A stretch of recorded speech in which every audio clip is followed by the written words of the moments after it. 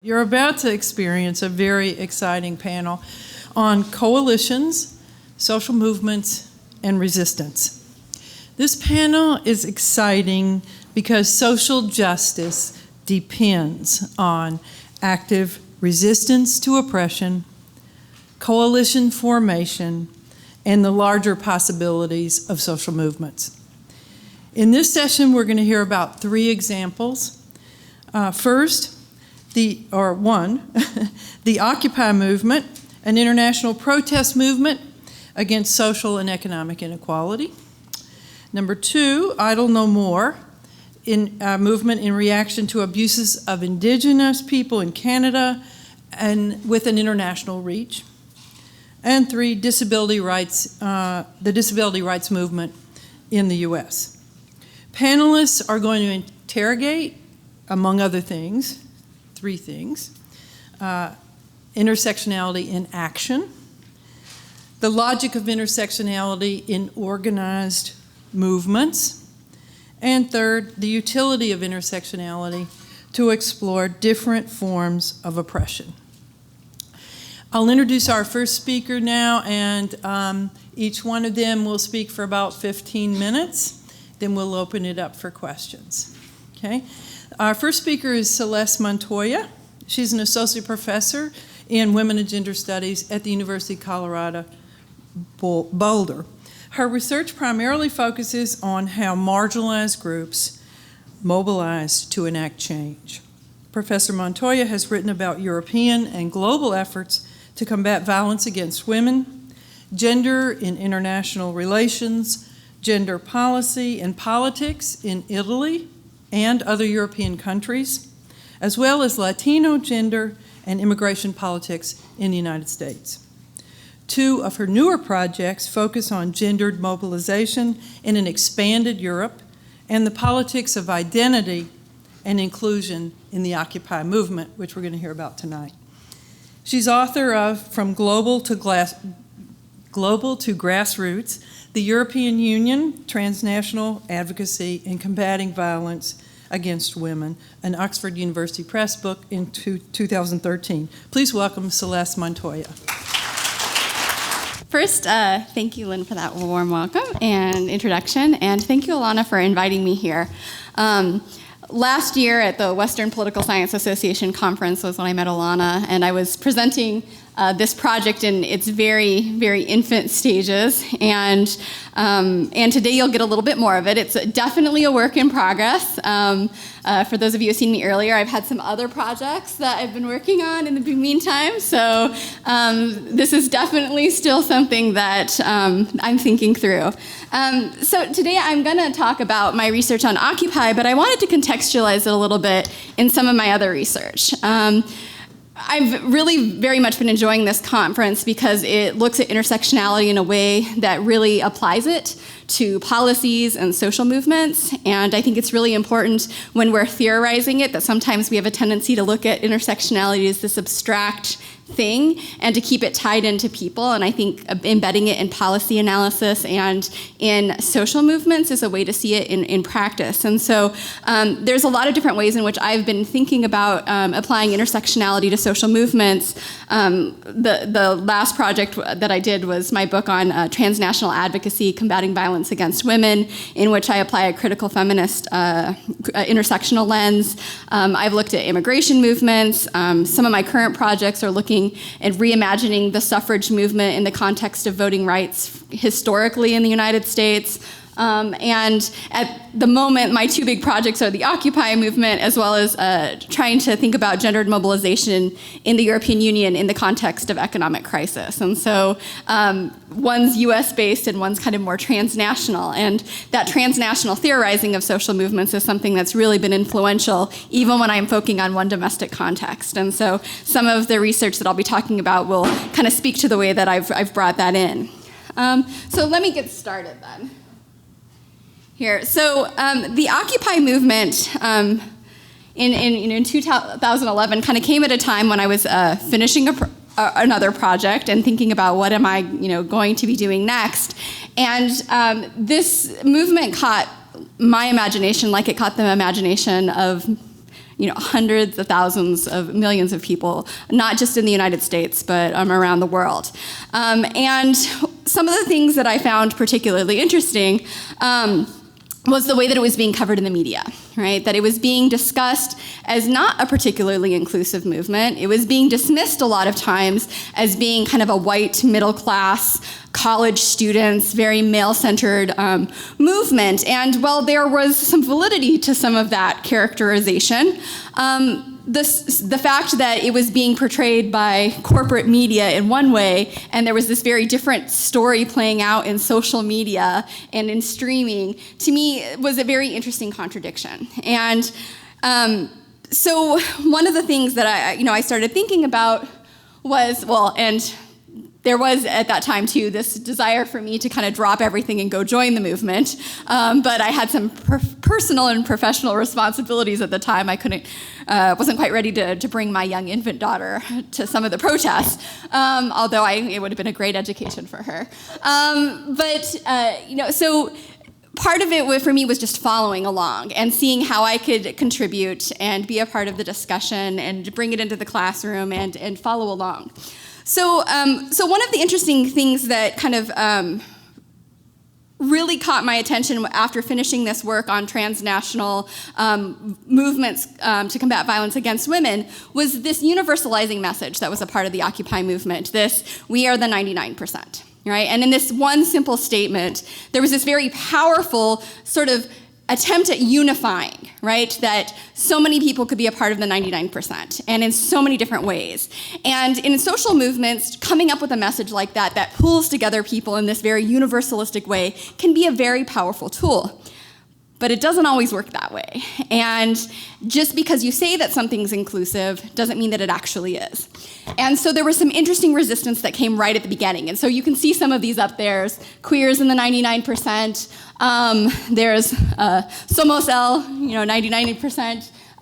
There's different sorts of ways in which people took that message and interrogated it or used it in ways of trying to signal that just saying the 99% was not good enough, that there needed to be a way of signaling who was a part of that 99%, and how an economic crisis and how a neoliberal order were impacting people in different ways. And so that became my next focus for interrogating.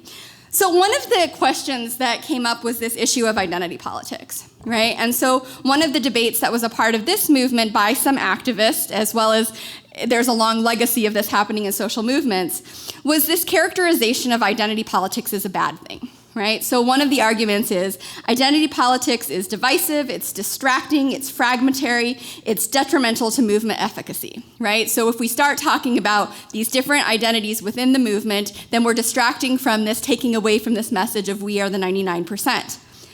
But on the other hand, the critique that's been posed back by groups that have been marginalized within social movements and by scholars who study it is that universalism can be hegemonic and non-inclusive, and it erases different locations that are very pertinent to whatever the issue is at hand. And identity politics can be seen potentially as a remedy for that. But there still is this kind of tension being pulled out in terms of what is important about doing collective action and needing to focus on the universal and also focusing on specific social locations. And so trying to move beyond that dichotomy are some different sorts of theorizations. So for example, universality and particularity as being false oppositions, which is what Iris Marion Young talks to us about, that solidarity must instead be framed in terms of being together rather than similar. Another scholar, Bickford, talks about how commonality does not depend on sacrificing a commitment to the broader social good, but rather on acting in ways that create a democratic commons that is plural, egalitarian, and communicative. So I wanted to look kind of at the benefits of identity politics as well as its limitations. So, identity politics can be a source of strength, community, and intellectual development. So Crenshaw says this. She critiques identity politics, but she also talks about them as having a time and place in collective action. Fraser talks about resistance, identity politics, as being a resistance to a hegemonic discourse. The creation of counterpublics as being a part of that message. And then finally, Weldon kind of talks about how identity politics can actually strengthen a movement if it's bringing in different voices that might otherwise have been left out.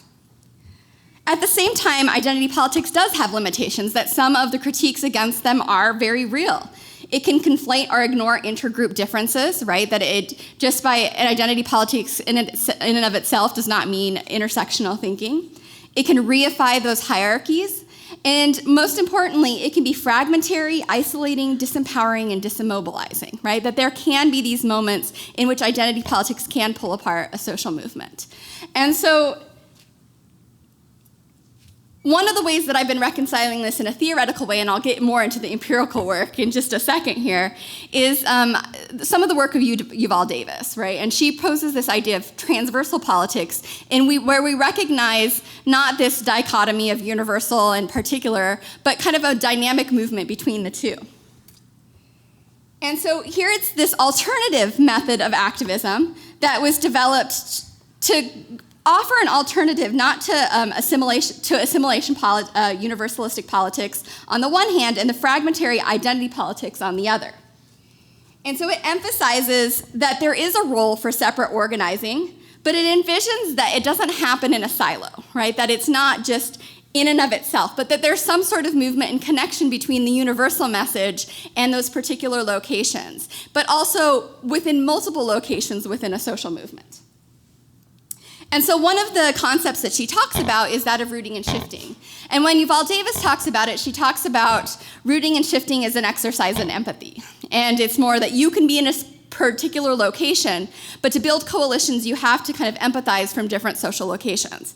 And I want to push it a little bit further into kind of a more intersectional sort of understanding in which when we think about things in an intersectional way, and if we have an intersectional consciousness, then it's not an exercise in empathy, but a recognition about the ways in which we're tied together on some dimensions and the ways in which we might have differences on other dimensions, right? That there is still something tying people together, right? And it's being aware and conscious of both the similarities and differences in doing that coalition building, right? And so rooting might be the need to have separate organizing that focuses on a particular location in a time, in a certain context, but that it doesn't forget that there are these other locations that can still be tied together, that there are still these unifying modes of oppression, that commonality that's a part of it.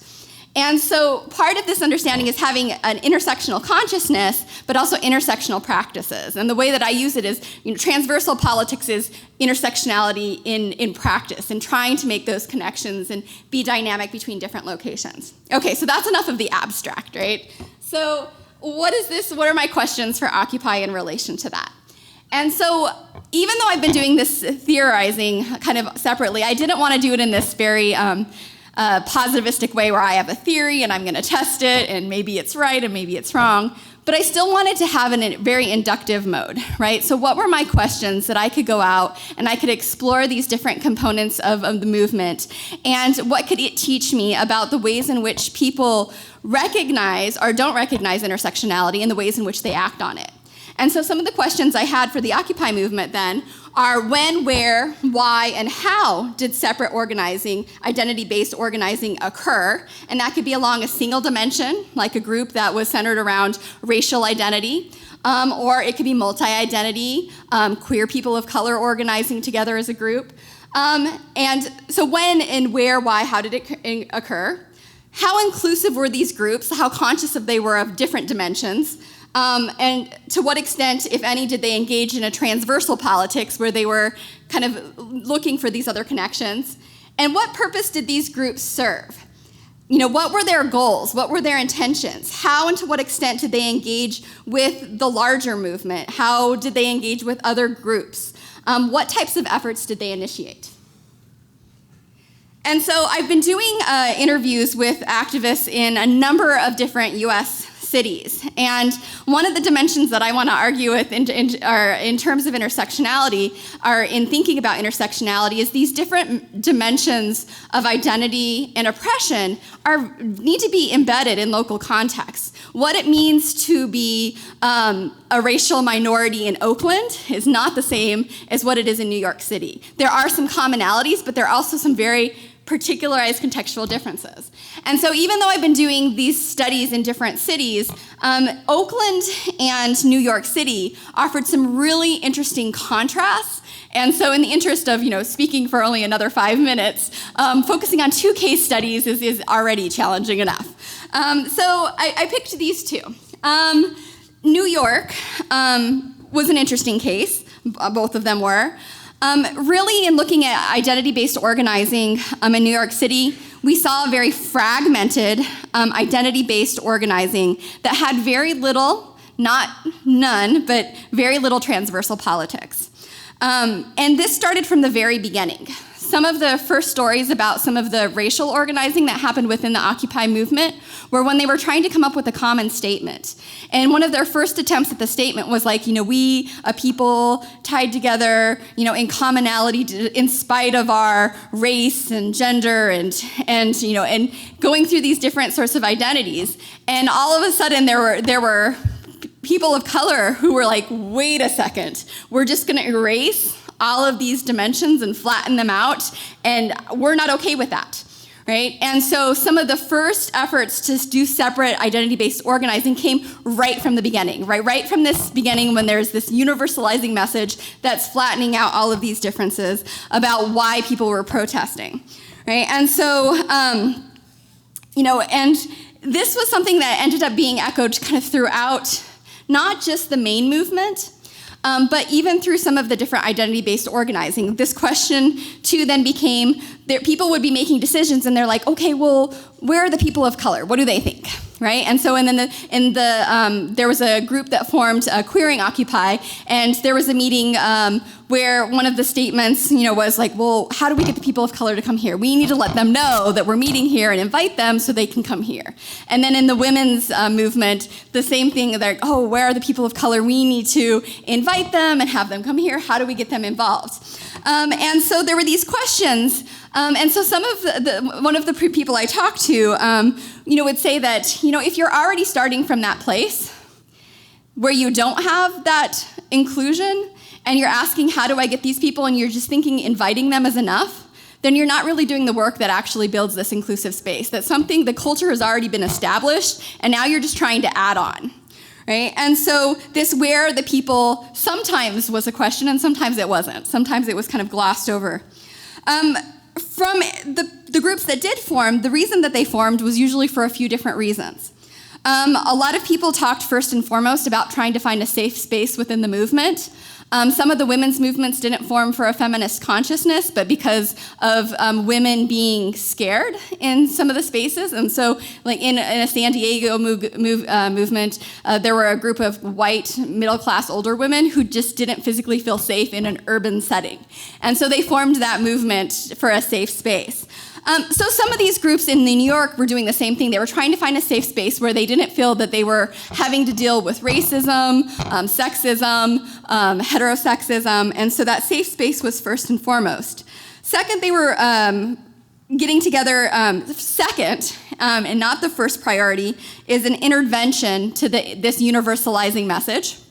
And third, and kind of last and sometimes lost off the list, was an intersectional attempt to address the economic crisis at an intersection. So trying to do an analysis of how this economic crisis was impacting people of color, how it was impacting women, how it was impacting there were even class issues in terms of how were the homeless being displaced by the movement. So part of it was really just finding this safe space. And that this ended up being problematic in that there ended up being a lot of focusing on identity and not necessarily on action and not necessarily on issues. And it ended up being pretty fragmentary and isolating. And there were a lot of people who left the movement who were in these identity-based groups, not only for their feeling disempowered within the larger movement, but feeling disempowered within those separate organizing spaces. Right? That there were some people who wanted to focus just more on those personal assaults, which was important, but that trying to get the social action part of it was not necessarily working. So I'm running out of time, and so I'm just going to just quickly contrast. So the challenges for the New York movement were that it ended up being very separatist. There wasn't a lot of coalition building. It was not embedded in some of the local communities. They weren't tied to some of the local activists who were doing a lot of this social justice work, that they were purposefully kind of alienating themselves from it. And so that ends up kind of being some of their challenges. Oakland, on the other hand, started in a very different way. And it was decentralized. It wasn't fragmented. It was decentralized. It was much more issue-based, and that was much more from the focus, the beginning, that was the focus. And part of it was because there was this active history in Oakland for dealing with issues in a very intersectional way. There was a housing crisis that there had been a lot of mobilizing going on, in which they were talking about how it was racialized and gendered and embedded in all sorts of different sorts of social impressions. There was a big focus on mobilizing around police brutality. And the movement was full of local communities that had already formed and were a part of the movement. And so some of the intersectional analysis was coming more from the beginning. It wasn't an add-on, that there were people who were more central to the movement doing that. Now, some of the challenges that happened, and I'll just do that really briefly, were that some of the separate organizing arose from a leadership structure, right? So even though the Occupy movement was this leaderless movement, there were some informal leadership structures, and because they weren't recognized as such, it was harder to challenge them. And Oakland, because it was seen as the place to go, right, is because that's where the confrontation was happening, that's where it was more violent struggle. That you saw a lot of anarchists, often white, not always, coming from different locations that didn't have local ties and participating in the movement and bringing it within them a certain mode of how they were going to do their organizing. One of those things was that they were very anti-nonprofit. So there was a big critique of the nonprofit industrial complex, which, there's a place for that critique, but what it was doing was it was making it harder for some local communities that had already organized, had been organizing for years, usually with marginalized groups, and it was making it harder for them to participate. And so some of them adopted new modes. So one of the group that I talked about said they always made sure to speak for themselves and not the group, even though that's what they were, that they were a group that represented, 1,000 families that had been displaced by gentrification, but they couldn't speak as such. When both of these movements kind of fell apart, that meant that they were in very different places.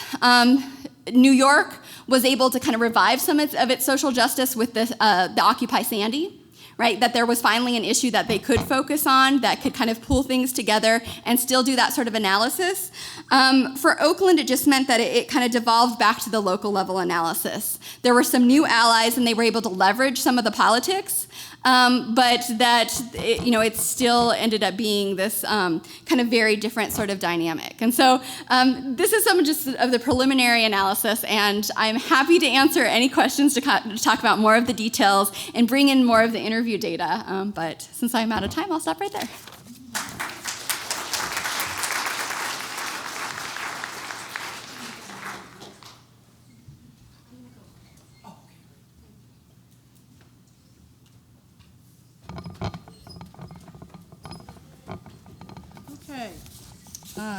Thank you very much, Celeste. I just last week asked my students, graduate students who are 20-somethings, what happened to Occupy?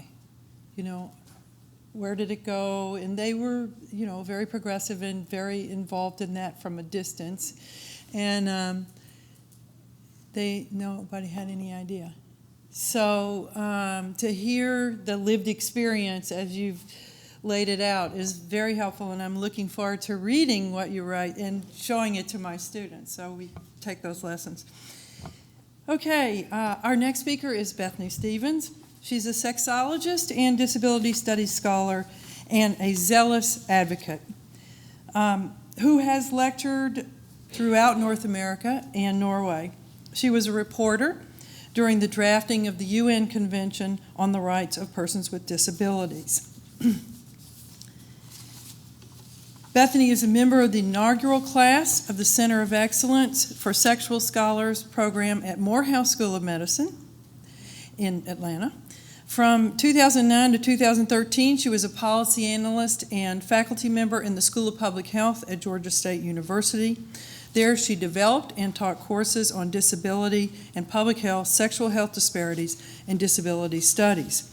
Her work can be read in several peer-reviewed venues, such as the American Bar Association Human Rights Magazine, Disability Studies Quarterly, and UNICEF's annual report, and the Center of Women Policy Studies.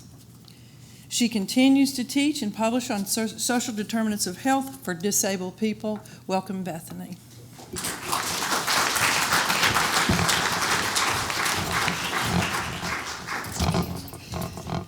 I'm just going to turn my slides on, so just give me 1 second. Okay,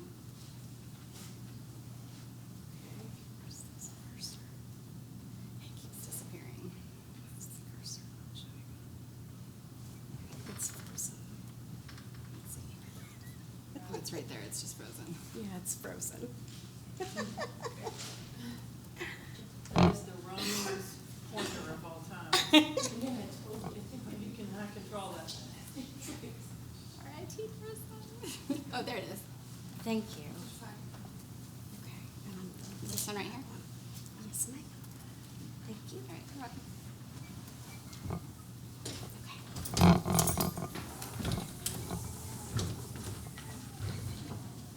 So you can start the clock now. Okay. I don't think that should count. That doesn't count. That was definitely not on the clock. So I'm Bethany Stevens, and I just want to say good evening to you. And I'd like to hear it back because I'm from Georgia, and you must say it with passion. So good evening. Good evening. All right. Thank you. I want to start with a thank you to Alina and the whole conference organizing team. I obviously feel very grateful to be invited to this conference, but I also feel very grateful for their intentional interest in focusing on promoting access for me. It is a very rare occasion to go to a conference where somebody actually thinks about ramps and tells me that a restaurant may not have an accessible bathroom, but actually mediating all of those issues without me taking on that emotional labor. So that's just a really good example of how to be an ally and really just sharing that emotional labor, because it is quite exhausting doing all of those things every time I go anywhere.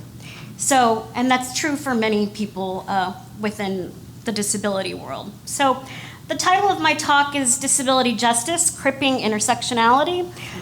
And I'm going to be going with this idea of access praxis. So I'm going to be doing audio description of my slides. I encourage you to think about this when you're presenting. And this is really not just for people who are visually impaired within the audience, but also short folks like myself who are in the back who may not be able to see. And it's just a way of welcoming people into the space so that they can experience your knowledge.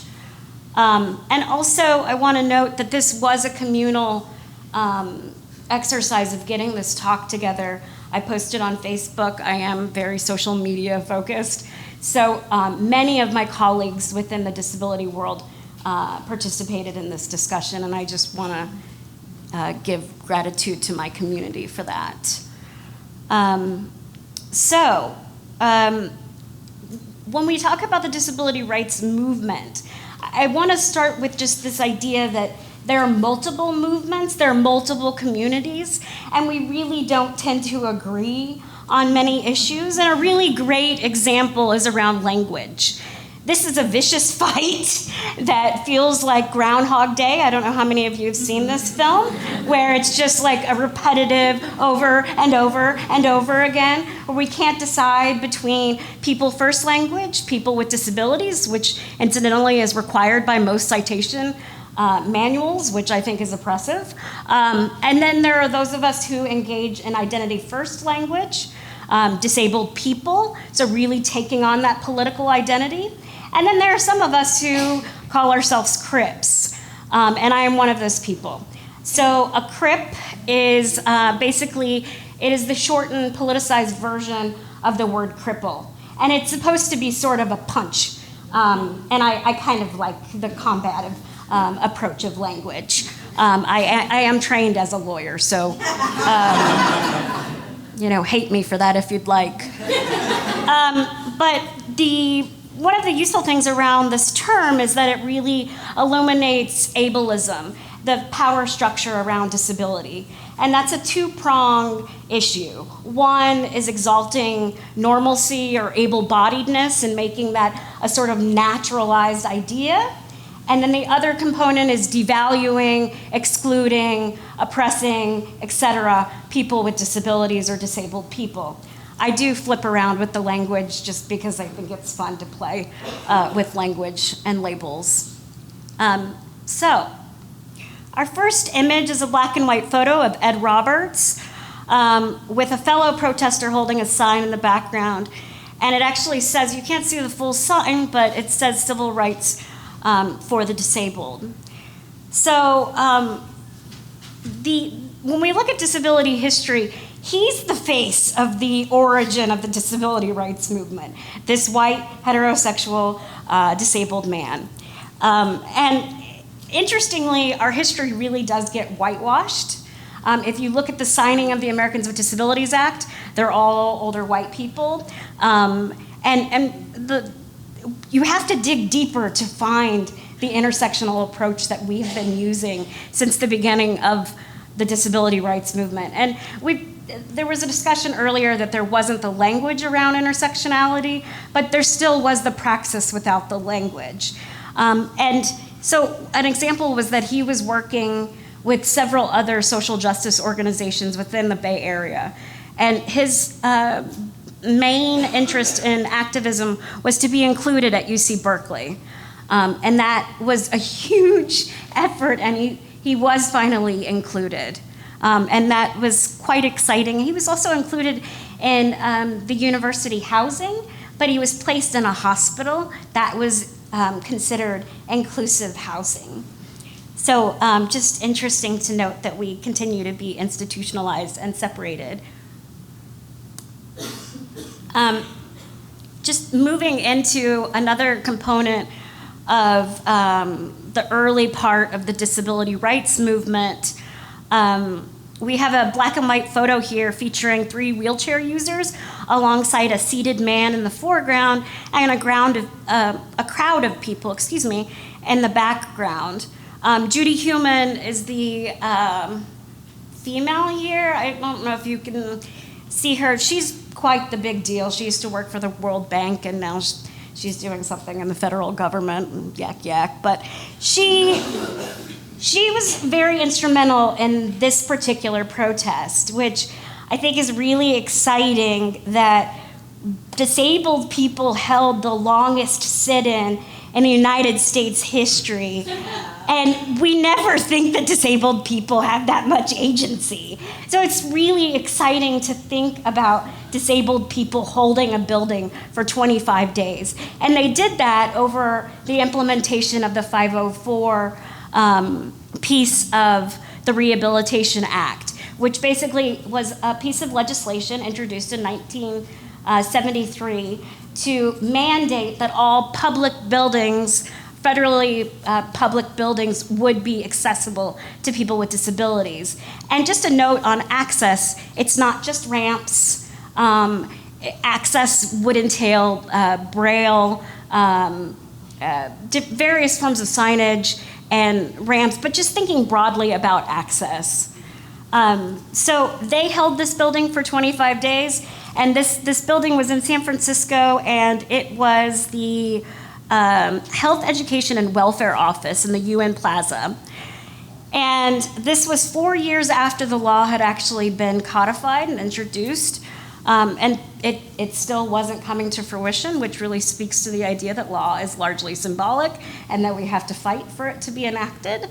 But what's also really exciting about this component, and again gets whitewashed in our history, is that this movement was supported, or this action was supported by the Black and the Gray Panther parties, largely because, wow, they were actually interested in promoting equal rights and access to healthcare and access to buildings. What a radical idea, such weird socialists. So I just think this is a really interesting component that so often gets glossed over when just reading disability history texts. So I want to start there, and then I'll move into where we're working now in an intersectional mode. So I do want to acknowledge that disabled people represent a very diverse group of people. We intersect with every aspect of society: race, class, gender, sexual orientation, political affiliation, all sorts of things. We're all over the place. And despite this truth, organizers have really often put the white face at the front of the movement, which you can see is true for the LGBT movement in the US and various other movements where we want the most normative looking body so that we can ease into and assimilate into normative culture. But we're now taking the turn towards disability justice as a framework. So I want you to think about these things as two different concepts. So one is disability rights, the other is disability justice. So this is very much grounded in intersectional power analysis. I don't know exactly when this came to fruition as an idea. I would say it's at least been active for a good 5 years, where people are really interested in actually engaging with our real community and not just the white heterosexuals of the disability world. So really, one of the central pieces is centering voices of people of color, which Dr. Hill Collins obviously had an issue with that term. But in Atlanta, we have an organization called Sister Song, and there's a big pull for people of color as a coalitional idea. So I will, with deference, disagree. And I probably should be slapped for that, and that's fine. But also, so centering voices of people of color and queer people. And this builds on the idea of reproductive justice, that if we really look at those far margins of a movement, we can get our most nuanced social and policy solutions. One note before I move into the next slide, which is an example of disability justice in action, is this idea that there is a sense of ownership of this concept and that some people aren't allowed to talk about it. So I had a whole process of going through whether I should start with an apology for being white and that other people should have given this speech aside from me, and that those intersections really needed to be represented. But we should all have the ability to engage in this discussion. But I obviously am talking too much. So the next image is a screenshot from the Sense and Valid website featuring two people of color embracing on a blanket with a mirror behind them. Sense and Valid is a performance troupe that's based in the Bay Area, and it centers people of color and queer people, and it's all about sexuality. My wife, Sarah, actually, when I was preparing for this, asked me, how is Sense and Valid political? And one is that it's pushing against the notion that we are desexualized, not asexual, because asexual is a sexual orientation, or that we're hypersexual. Either way, we're sexual monsters. We need to be contained and managed in a very Foucauldian sense. And so that's one way it's political. And the other way is that it's an organization that fosters community by actually teaching young people how to perform, how to get their message across, which I don't see happening in a lot of disciplines. A lot of people are very much holding on to that baton of power and refuse to pass it along. and some of us perhaps are waiting for them to die so we can take the baton, but that may just be some of us. One of the main tenets of disability justice is not just focusing on race and gender and all these different nuances of identity markers, but also being impairment inclusive, which is a huge idea because so often we work in silos based on like mobility impairment, visual impairment. So actually thinking beyond that. And the big one that's a really big barrier for so many of us is thinking about how do we include people with intellectual disabilities. And that's a really ripe issue, and it's a process, just like love. You have to commit to it and keep working on it. A really wonderful thing that has come out of this, and I will try to keep this short, is just some of the really needed conversations about sort of private issues, so sexuality being one of them, but also some of these difficult dialogues around like the Cartesian dualism of mind-body split, where we're supposed to feel disembodied because we're disabled. And another idea, this is a black and white headshot of Audre Lorde alongside her quote, "Caring for myself is not self-indulgence, it is self-preservation, and that is an act of political warfare." So self-care is a huge piece of this. And I'm really good at teaching self-care, but actually engaging in it, not so much. And I think that that's something that many of us can feel. But this is really acknowledging that our body-mind, so as one word, really connecting those two pieces and knowing that they interact together. We have limitations in knowing to stop and knowing when we need to take a break. And this sort of connects to the other issue, and that is we have a lot of death and suicide in our community. We lost several people last fall, including the person who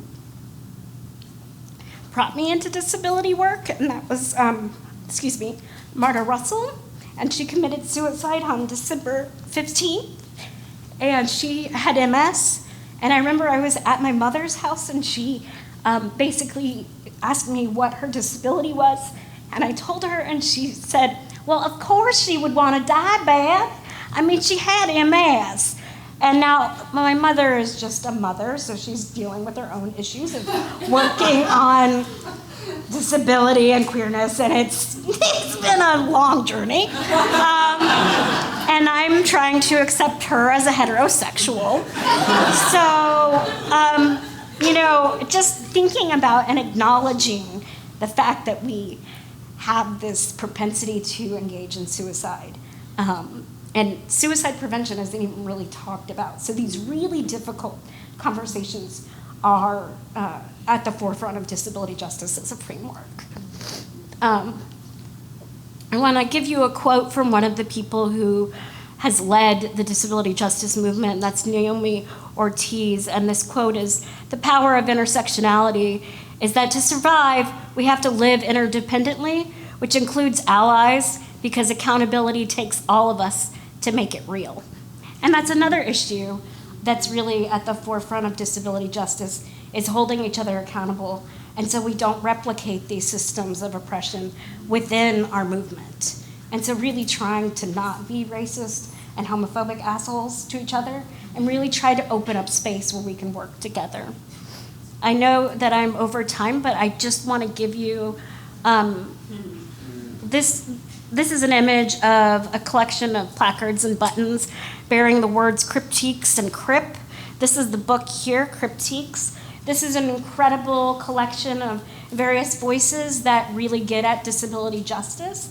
And there's so many themes that go across it. And shameless self-promotion, I do have a piece in here, but it was an incredible honor to be included in this collection. And I want to give you, because Dr. Hill Collins talked about, well, I don't know these issues. I need to know the scholars. So I will just briefly go over them. Rosemarie Garland-Thompson is one of the leaders in the intersection of feminism and disability rights. Nirmala Urvelis, many people have cited, I've seen in this conference. She really focuses on the global issues around disability and talking about racialized issues and a very expansive way of understanding disability. And her daughter was actually our flower girl at our wedding. Fiona Campbell wrote an excellent book on ableism, Contours of Ableism. I encourage you to read it, very powerful. Mia Mingus, incredible leader in the disability justice movement, very accessible. She's got a wonderful blog I would recommend checking out. Allison Kafer, she just had a book come out, Queer Feminist Crip. Maybe those words are switched around a little bit, but definitely a person to read. Margaret Price wrote a book, Mad at School, and that's talking about issues of inaccessibility for people with mental health issues and intellectual disabilities within academic settings, and how oppressive it is to have this sort of capitalist idea that our bodies and minds must conform and just produce for 60 hours a week plus and just keep going and never stop. So she's wonderful about that. Chris Bell, he is huge. He's another person who committed suicide. And there's a new book out, Blackness and Disability, that was published after his death. And that's a whole other issue about publishing people's work after they die. And then Robert McCruer, who wrote Crip Theory. I give a lot to him as a scholar because the idea of Crip Theory and merging that with queer studies and thinking of cripping as a method of moving away from normativity, just like queering something. It's a brilliant idea, and he also allowed us to stay in his house for our honeymoon, which was fantastic. So I just want to close with, I think what's really exciting about disability is that we destabilize identity because it's a fluid, leaky category, and I like the idea of leaky. Sexology, I don't know. You go wherever you want to go with that. But basically that anybody can join our community at any point. And I would ask you, with your research and your practice and your life, if you're not talking about disability, why? And I would encourage you to actually have a response other than, I just don't know disabled people. They just aren't in my population, which is a lie, because you need to look deeper. Also, I really want to leave you with the fact that I don't want you to assume that only disabled people are allowed to talk about disability issues. We all should be talking about these power dynamics, again, so we spread out that emotional labor. And I feel like this is very similar, and I see this replicated in my classrooms in Atlanta, the birth sort of space of the civil rights movement, where white people feel very uncomfortable talking about racism. But we need to do this, but do it in an insightful, researched way, and don't grab the disabled person's hand and ask them to teach you. That would be oppressive, so don't do that. And I really just encourage you to, okay, well, I was gonna have just thank you, but I would encourage you to read first-person narratives. There is a notion that we're supposed to move away from these individual narratives, but I do think that they're really useful to see themes across so that we can see those aspects of structural and systematic oppression in those individual narratives. Also, it's a way to feel and connect to the ideas related to this movement of disability justice. And I think disability is so exciting. If you were to actually critically include disability in your work, by necessity, you'd be including everybody. And I just think that it's a beautiful revolution. So I encourage you to think about that. And I went well over time, but I thank you.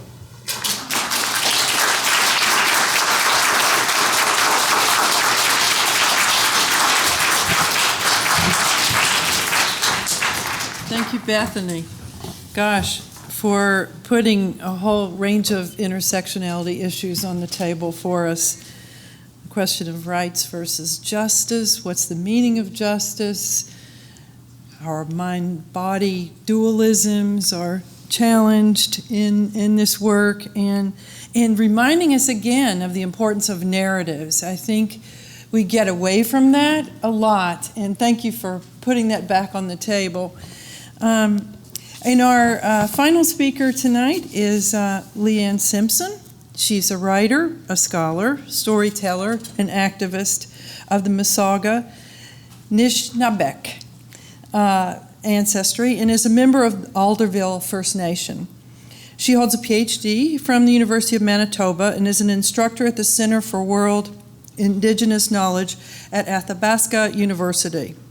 Leanne has worked with Indigenous communities and organizations across Canada and internationally over the past 15 years on environmental, governance, and political issues. She's published 2 edited volumes, including Lighting the Eighth Fire, The Liberation, Resurgence, and Protection of Indigenous Nations in 2008, and This is an Honor Song, 20 Years Since the Barricades, with Kira Ladner in 2010. She's published over 30 scholarly articles, written for Now Magazine, Spirit Magazine, Nishnaabeg,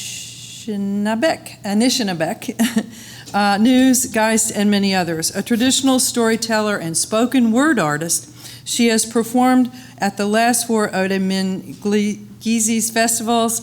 I apologize. Sorry, Leanne and 2 others. And numerous storytelling events. Leanne's 4th book, The Gift is in the Making, a collection of Nishnaabeg stories, was published in May 2013. Her first book of short stories, Islands of Decolonial Love, is now available from IIRP Books and is accompanied by a full-length spoken word album. Welcome.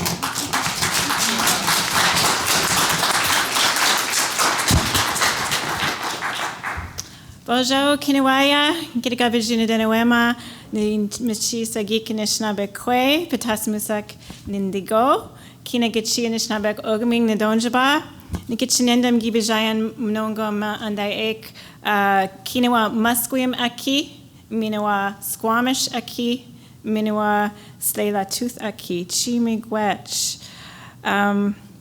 I'm going to translate that part to you because that's a very, very important part of Anishinaabe political traditions. And it's been something that's been taught to me by my elders, that when I am in someone else's territory, when I am a guest in their homelands, right after I introduce my clan and my name and where I'm from, I thank them for taking care of this beautiful place, even though they're occupied by Vancouver. My name is Leanne. I am a writer and an academic and a community organizer and an artist. I'm Mississauga Nishnaabeg, or Ojibwe. Our territory is the North Shore of Lake Ontario, in what is now known as Ontario. And I work in the area of Indigenous resurgence, nation building, and I do that work outside of the university system by choice, because 20 years ago, I decided that the most important thing to me was to learn how to think and how to live inside Anishinaabe thought systems, and you can't do that at university in Canada. I was actively involved in the Idle No More movement in the winter of 2010. And last night, a collective that I'm involved in launched The Winter We Danced, which is a collection of writers, written works, and visual art from the movement. We have over 80 contributors in the book. So if you're interested in Idle No More, that's the book to get your hands on. I want to take a step back a little bit from Idle No More to begin with, because I think before you can really comprehend how thousands of Indigenous people, or why thousands of Indigenous people were round dancing in malls all across Canada and then all across North America, and not just malls, but in highways, on reserves, on reservations, at blockades, you have to understand a little bit about how we think and how we approach life. Anishinaabe thinking is and was and is designed in the absence of authoritarian power and hierarchy and coercion. It's designed to not just respect diversity, but to propel and to generate it through time and space. The goal of our life is to create more life. The goal of Nishnaabeg existence is called Mino Bamadzuin, the good life, continuous rebirth. And so in Anishinaabe thought, diversity is intelligence. We collapse time and space, we transform, we shift through boundaries around gender and sexual identities and relationships and abilities, and we just don't combine 3 or 4 things or 5 or 6 things. We exist in a multidimensional, intelligent web of complexity. I've always been a really fierce believer in the intellect and the creative energy of Indigenous minds, even though Indigenous people in Canada have been consistently told that we are stupid and that we do not have theory and that we do not have knowledge. So the place that I look for answers when I want to understand something is within Indigenous minds and bodies and homelands. And one of the first places our elders start is with our creation stories. And our creator, or in our language, Joué Manado, when they were thinking about creating this world that we live in, they sent their thoughts out into the universe. And the sound that those thoughts made were the sound of a shaker or the sound of a rattle. And for us, that's the first sound of the universe. That's the sound of intelligence. That's the sound of intellectual thought. And that second sound was combined with our heartbeat. It was combined with the sound of the drum. And remember, the drum was a really important thing in Idle No More because it's a really important thing in our resistance and our resurgence. And so in our way of thinking, we have to have those 2 things combined. Those 2 things have to collide. Our heart knowledge, the heartbeat, and also our intellectual knowledge, that sound of the shaker.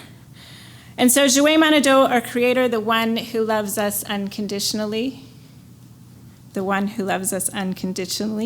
teaches us how we're supposed to love. Our love is not an enclosure. It's a breath. You can't own it. You can't buy it. You can't trap it. It's a verb. It's a process. It's our practice. And so right now in the North Shore of Lake Ontario, what my family is doing and what my community is doing is we're engaged in the production of maple sugar and maple syrup. And so our theory and our knowledge comes from the land. And so the story that we're telling our children right now has to do with the origins of maple sugar. And so I want to share that story with you today. And my version of the story is called Kwezens Makes a Lovely Discovery. Kwezens means girl or little woman. So Kwezens is out walking in the bush one day. It's spring. The lake is opening up. The snow was finally melting. She's feeling that first warmth of spring on her cheeks. Nikichinendam, she is thinking, I am happy. And then that Kwezens who is out walking and collecting firewood for her dodom, her mother, the one who breastfeeds her, decides to sit under the maple tree, maybe just stretch out, maybe just have a little rest, or maybe gather firewood, maybe gather the firewood a little later. Nikichinendam nogam, I'm feeling so happy today, says that Kwezens. And while that Kwezens is lying down and looking up, she sees Squirrel up in the tree. Bojo Sango, I hope you had a good winter. I hope you had enough food cached. But Squirrel doesn't look up because she's already busy. She's not collecting nuts. Gawin, not yet. She's not building her nest. Gawin, not yet. She's not looking after any young. It's too early. She's just nibbling on the bark and then doing some sucking. Nibble, nibble, suck. Nibble, nibble, suck. And so Kwezens is feeling a little curious, and so she does that too on one of the lower branches. Nibble, nibble, suck. This stuff tastes good. It's real sweet water.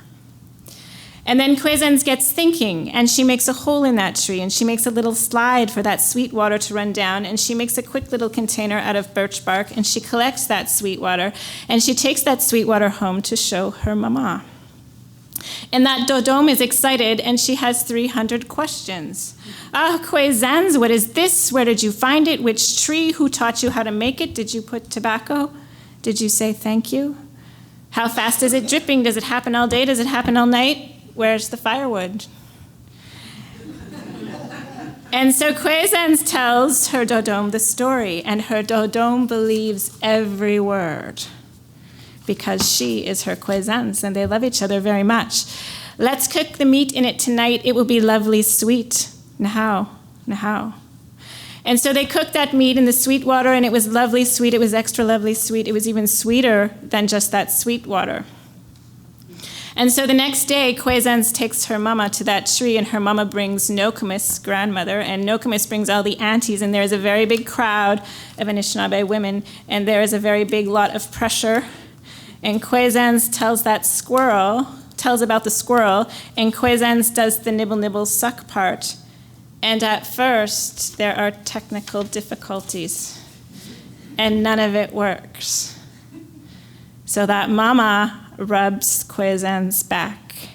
And she tells Kwezens that she believes her anyway, and they talk about lots of variables like light and heat and temperature and time. And then the sun comes out and warms everything up, and soon it's drip, drip, drip. Soon it's beat, beat, beat. And those aunties go crazy, sasakwe, oh. And they dance around and they hug a bit too tight, and there's high kicking and high fiving until they take it home and they boil it up and they boil it down into sweet, sweet sugar. And ever since then, every spring, those Anishinaabe Kwewak collect that sweet water and they boil it up and they boil it down into that sweet, sweet sugar, all thanks to that Kwezens and her lovely discovery, and to Squirrel and her precious teaching, and to those maple trees in their boundless sharing. This is our practice of prosperity, because the production of maple sugar is an incredibly important activity for Mississauga Nishnaabeg and other Anishinaabe people. It was a huge part of our economy in those early contact periods. If you look at the historical record, there's evidence that 80 to 100 families could produce 80,000 pounds of sugar per season.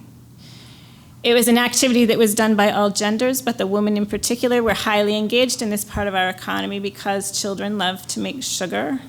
It's the first warmth of spring. There's always a fire going. The smoke is very sweet smelling. The sun is out, and you're essentially making candy.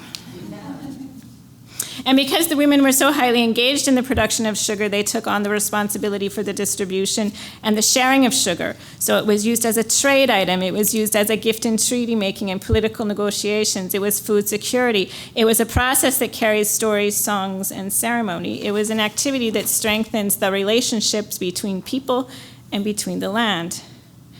And this was a gift that a 7-year-old girl gave us. She changed the economy of a nation. She brought us songs, she brought us ceremonies, she brought a mechanism through which we strengthen herself. She changed history. And so, what if her mom hadn't believed her?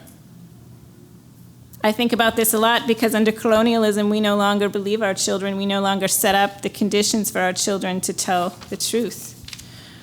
What if that child had been in school and not running around breathing, exploring, experimenting, observing the squirrel, completely engaged in Anishinaabe ways of knowing? What if she hadn't been on the land at all? What if her aunties and elders hadn't gathered around her and supported her when there were technical difficulties? What if she lived in a world where no one listens to girls? Or she had been missing or murdered before she ever made it out to the sugar bush? Everyone in this room would be missing out. Everyone in my nation would be missing out. And so this story becomes a little more complex now. Our stories, our sacred stories, the stories of our lives within Indigenous thought, are our knowledge. Stories explain things. Stories bring meaning. Storytelling is wisdom. It's theory. Our stories come from the land. They mark the land, and the land is a remembering device for our stories. The story of maple sugar, this wisdom of maple sugar, gets told to our children from birth. And so at first, they just understand the literal meaning. And then as they grow, they put together the conceptual meaning. And then as they grow some more, they learn the metaphorical meaning. And then they start to apply the methodology of the story to their lives. When I have a problem, I go see my aunties. And then after each stage, after each lived stage of life, They can communicate that wisdom through 6 or 7 decades of lived experience and shifting meanings. And that's how our elders, that's how our grandmothers teach. They are our geniuses. But if you don't know our intellectual traditions or our culture, you can't see the knowledge. Maybe you missed the part where Kwezans is centering her life around where her heart finds joy, or where she seamlessly connects the sound of the rattle and the sound of the drum. Maybe you missed the methodology of radical love, of land, of trees, of families. Maybe you missed the conceptual meaning when she felt that first warmth of Obawa. Obawa is the root word of forgiveness in our language. Maybe you missed the references to the other part of our oral tradition, or how this story is fundamentally, like all of our stories, communicating a worldview. This isn't folklore. It's not a cute little story. It's the key to life. And so right now in my own life, the biggest teaching I get from this story is about freedom. It's about agency and self-determination. I understand from this story that within a Nishnaabeg worldview, everything that is alive has a spirit, and everything that has a spirit has the ability to self-determine. And because our knowledge lies mostly in the spirit world, the way that we are taught to access that knowledge is by living a good life, by being open to that kind of knowledge, and by being engaged in a way of living that generates a close and intimate relationship with our ancestors and the spirit world. And the spirit world doesn't discriminate by gender, by age, by ability, by sexual identity, or any of those things. If you believe, and if you're living your life in a good way, and if you're open to that knowledge, then that knowledge will flow. In the context of humility, in the context of respect, and in the context of deep reciprocity. These ideas get collectivized in our families, in our communities, and in our nations, and they create a very different society. They create a very different kind of nationhood. Our theory comes from the ground up. It comes from the land up. Our children know our theory because our children are our teachers. If our theory, if our knowledge doesn't have meaning for everyone in our nations, then it's not useful to us. And those meanings are diverse, and those meanings are shared, because it's everyone's responsibility to generate meaning in their own lives. And it is our collective and individual lived experience, as Jessica Danforth so clearly said earlier today, that is our knowledge. And this is the knowledge that propels our social movements. This is the knowledge that has kept me alive. This is the knowledge that my ancestors protected and passed down to me so that I can be here today speaking to you as an Nishnaabeg person. Idle No More is just the latest reiteration of 4 centuries of Indigenous resistance.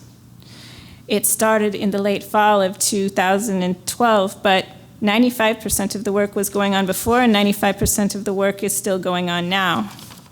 It was leaderless, it was inclusive, colonial gender violence was at the center of the movement. For me, it was very much about Indigenous resurgence and nation building and educating Canadians. There was a lot of round dancing. And Cree elder John Cuthand tells us that the round dance is a very, very ancient dance that's tens of thousands of years old. And it comes from a daughter who lost her mother to the spirit world in death. And the daughter was so consumed by grief that the mother couldn't fully exist as a spirit. And so the mother came to visit her in a dream.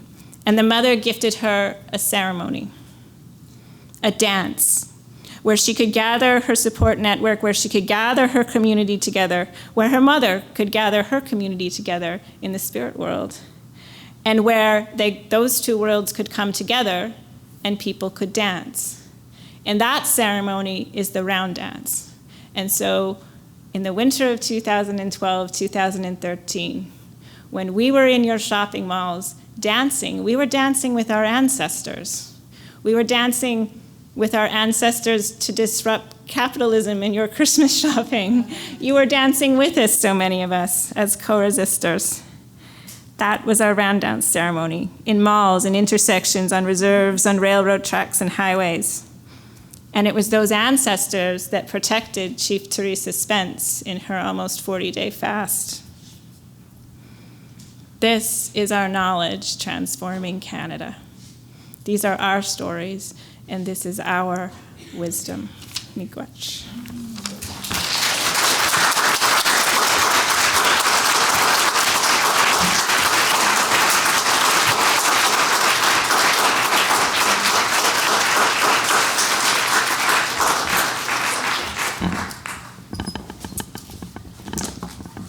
Wow, that was powerful. Thank you, Leanne. Wonderful stories, wonderful love, reminding us of history and wisdom and youth, and thank you. Okay, so we have a few minutes for some questions. Okay, so step up to or comments to the mic. Both of them are on, I think, so.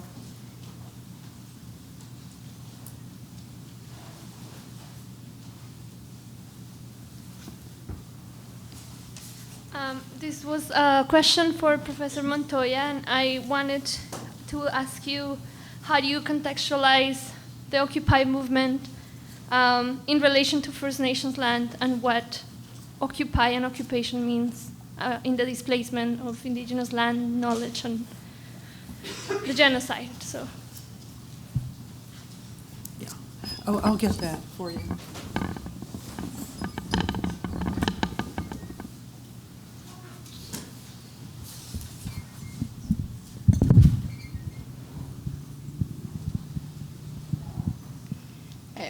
So I thought about this when I was doing my presentation in terms of like how much I wanted to get into the different components of it, and I think it's a very important part. And one of the things I'm at that point of the research where I'm still kind of collecting and different perspectives, and that's one that I'm still exploring in terms of looking at the decolonized movements that were a part of that discussion, which were really in many ways marginalized, but also used in very different ways, where some of the movements that focused on decolonizing arose in response to some of what occupation was meaning, especially in Wall Street, that the land there had a specific connotation in history with colonialism.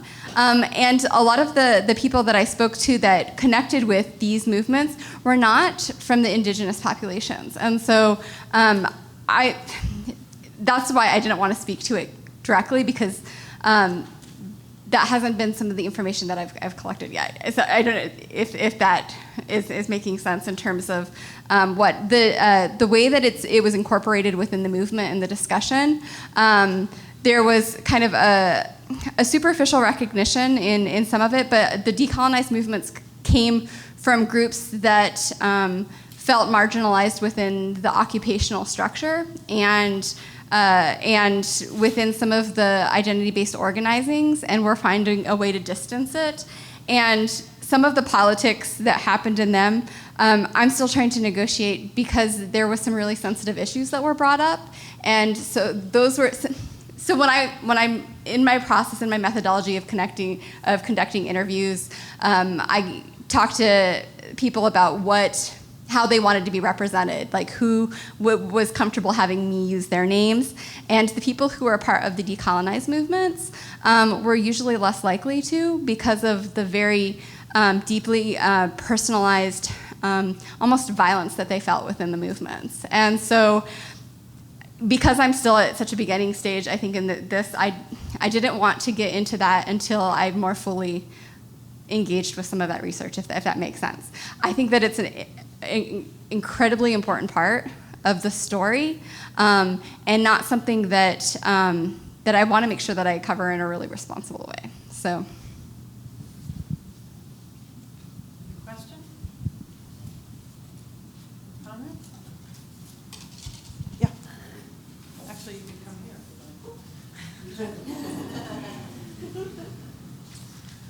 My question is for Professor Stevens.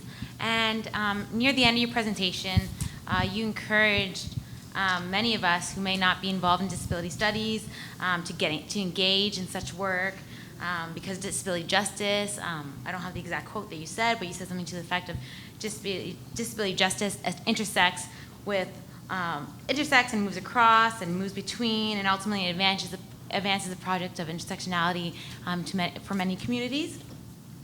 And I wondered, because this is a conversation that came up recently in a reading group of mine around disability, and I just wanted you to comment on it, more importantly, because I didn't know how I felt about it, and it was just a discussion that came up, but someone had made the mention or made the comment that disability is universal, and you can use that claim to advance it more, to advance the project. And of course that, on the one hand, might strip empowerment, or might strip the feelings of empowerment of being part of that movement for certain people. And then on the other hand, a lot of us will age and will get involved in the movement, or might be involved in an accident.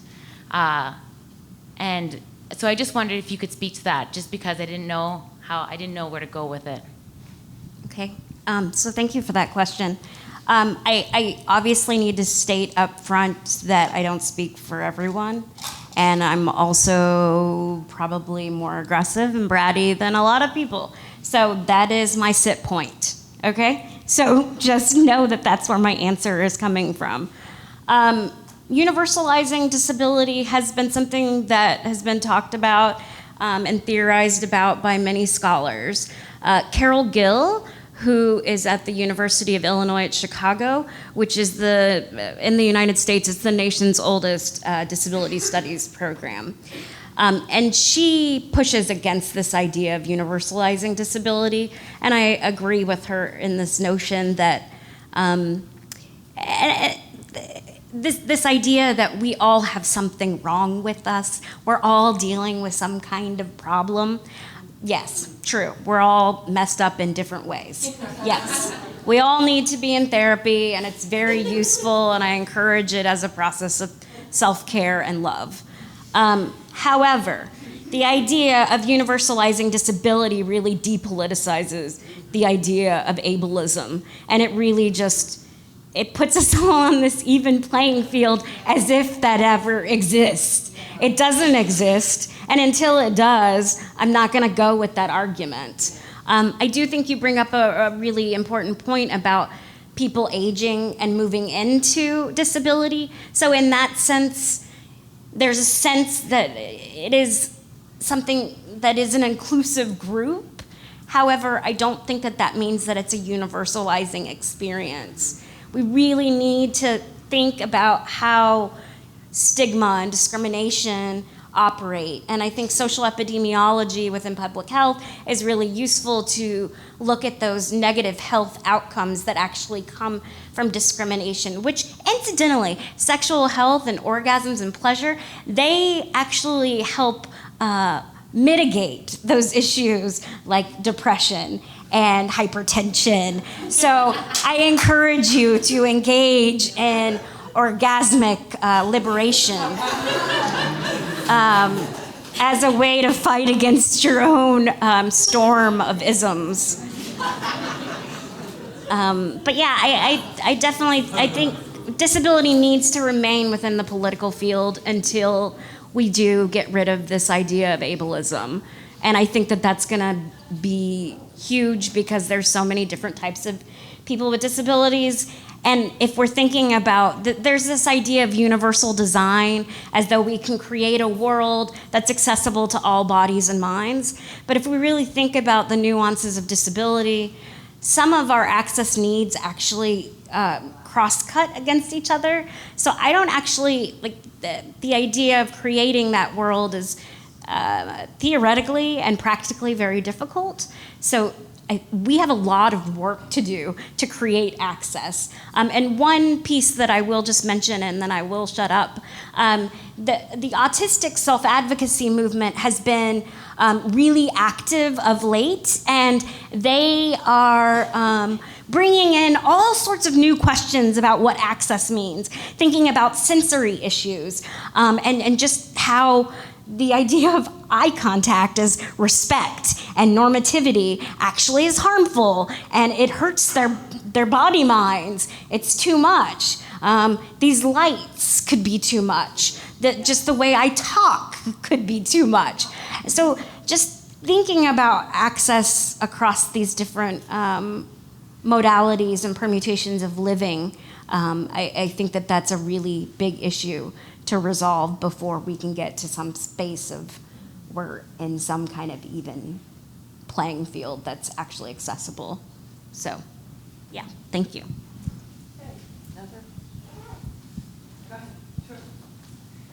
This is for Leanne. Thank you. Thanks for sharing the Nishnaabeg stories and traditions. I wanted to ask a question about the centering of Indigenous knowledge within academic work, within political work by non-Indigenous activists and scholars, and the complexities around cultural appropriation. And just, I'm wanting to think through these, I am thinking through these issues and talking about them with both Indigenous friends and non-Indigenous friends, and I'm just wondering if you could speak to that in terms of the problems with cultural appropriation, but the importance of centering Indigenous knowledge and the complexities around that. I don't know if that makes sense. Sure. I think Indigenous knowledge is centered on the land.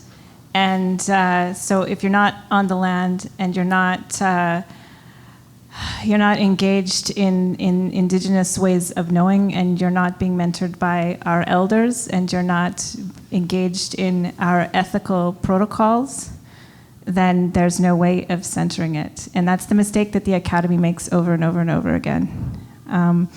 You can't learn Indigenous knowledge from books. You can't learn it by only engaging in your intellectual thought. You can't learn it here in this sort of didactic education system. You have to be actively engaged with your spirit, your intellect, your physical body, and your heart. And you need our experts and our teachers, who are our fluent language speakers, who are our elders, who are living their lives in a way that's very much aligned with our creation stories. So Indigenous knowledge has to be learned on the terms of Indigenous knowledge. The process is where the meaning comes from. It's not about content, it's about process, and that process is embedded in the land. And so if you want to learn Indigenous knowledge ethically, you have to use Indigenous processes. And that takes decades of work, and you don't get paid for it, and there's no recognition within the colonial system for it, and you can't really make a living doing it. But it's also one of the most wonderful things that I've ever engaged in.